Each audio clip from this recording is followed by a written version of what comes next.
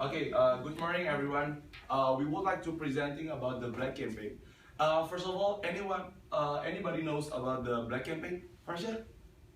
No, really, I don't. Okay, so the Black Campaign is it's like the strategy to discredit a person, especially a public figure.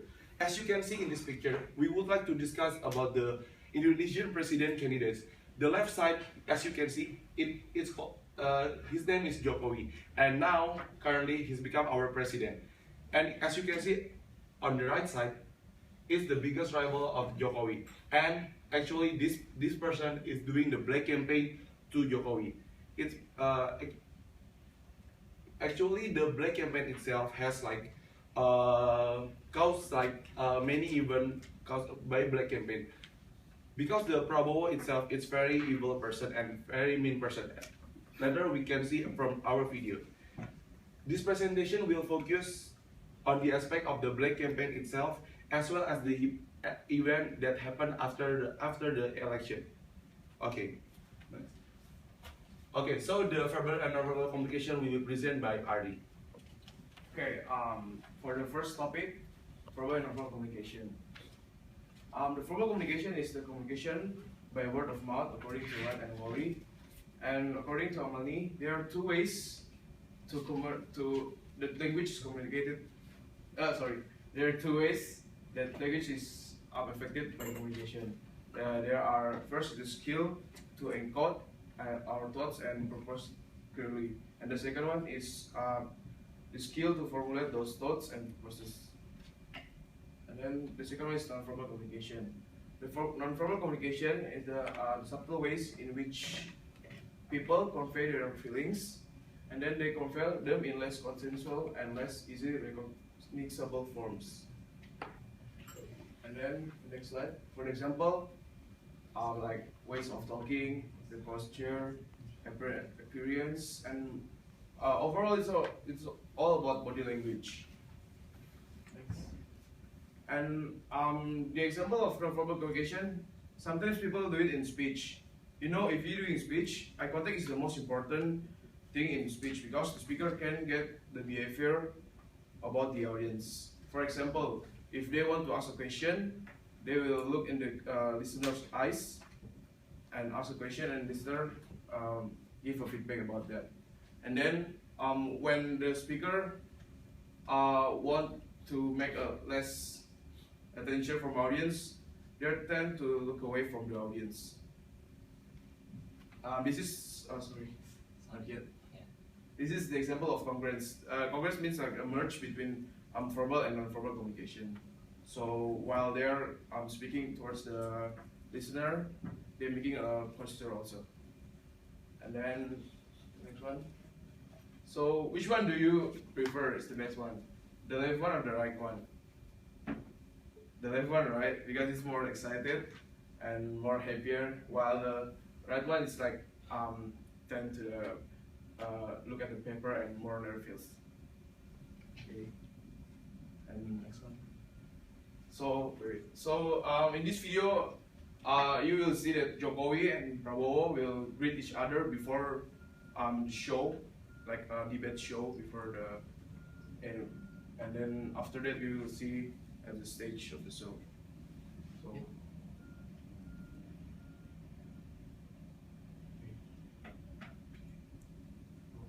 I'm not available. Oh, Open the video. okay. Sorry. Yeah, it is.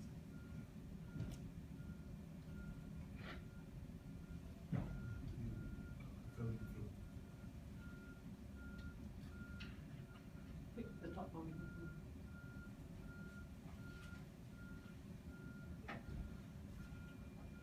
You see, Jokowi come first, and then when he want to greet Prabowo with a traditional way, he refused to greet him. You see, he refused. He's so arrogant, so he refused. I mean, he doesn't want to greet Jokowi. And then after you see on the stage, he's willingly to greet Jokowi. It means like he show like he want to make a good impression to all the audience, but not behind the show. You see the comparison.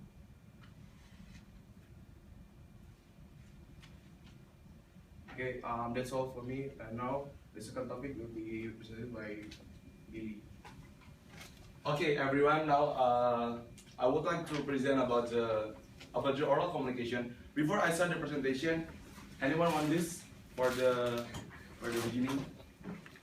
Candy, pass it for the refreshment. Okay, so basically, I would like to discuss about the oral communication in regarding to the black campaign topic. Next slide, please. So before I present all about the oral communication, let's watch this video from the BBC News.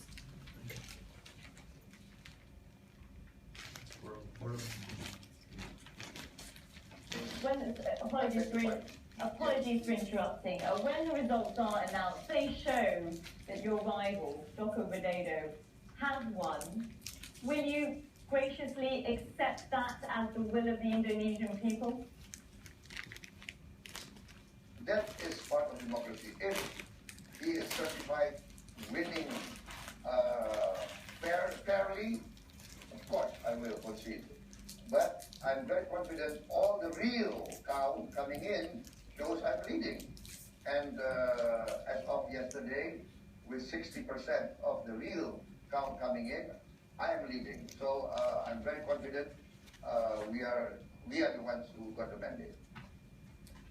What will your message be to your supporters? Because there are a growing number of concerns regarding perhaps protests on the streets or even violence should the result not go your way. I mean, what is your message to them now? Part of democracy. If he is certified winning fairly, of course I will concede. But I'm very confident all the real count coming in shows I'm leading.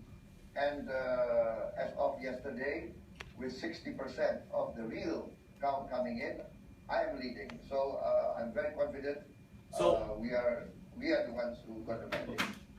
So basically, I want to explain about the video first. Like regarding to the oral communication, the way Prabowo speak to the BBC News is not really answering the question. Because like the BBC News reporter has asked about how about your comment about your support in Indonesia. Actually, Prabowo is just repeating the same answer like the previous one. He just keeps saying like, if my rival win, if it's official, it's okay. I will accept it. But it's not. I wouldn't accept it, and I wouldn't not accept it if he win like that. Basically, like the oral communication from this, the division is like the ability to communicate effectively through speaking as well as in writing is highly valued and demanded in business. It means that the oral communication must have the ability to communicate effectively. From the video, as we can see, the Prabowo don't have the oral communication ability because like he doesn't communicate very effectively and not very clearly. Next. Okay, so the purpose of oral communication has social function that important to connect with other people and share thoughts and feelings. And furthermore, it has the ability to narrate and persuade the other people. It means that as you can see now, I'm standing in here is doing the oral communication. It means that we share thoughts and feelings, right? I mean, like I share my information about the black campaign or anything, and after that, I send it to you, and I have the ability to persuade the audience, to convince the audience about my materials. Next. Okay, so basically, now I'm in here is here, right? I'm the source, and you guys, and every one of you is the receivers. And now, during my talk or during my speech like this, it's called the channel, right? The channel will spread all over the room and turn into the message. And after the message that given to you, you guys as receivers, and after that give in here like you guys as receivers like give us like a feedback. Like is it like true or is it what? Is it true or is it false? Like it depends on how you think and how you react to my information. So the advantages of the oral communication. The oral communication has the ability to build the empathy, confidence, and trustworthiness to each other. can you imagine like one of group people have like communicate it to each other? It's if you don't communicate to each other, if you don't socialize with each other, you cannot be build like trustworthiness. You can be like trust each other or confidence like in several way. Okay, next slide. So this is the last section. The function of the oral communication. As you can see, the first function of the oral communication is to pass information, like I'm doing right now, to pass the information, right? So getting to the topic, the way Prabowo speak to the newsreader and to say to the pass information. Actually, the information that given by him to the newsreader is not really complete and it's not really answering the question. And actually, the second function of oral communication is to persuade.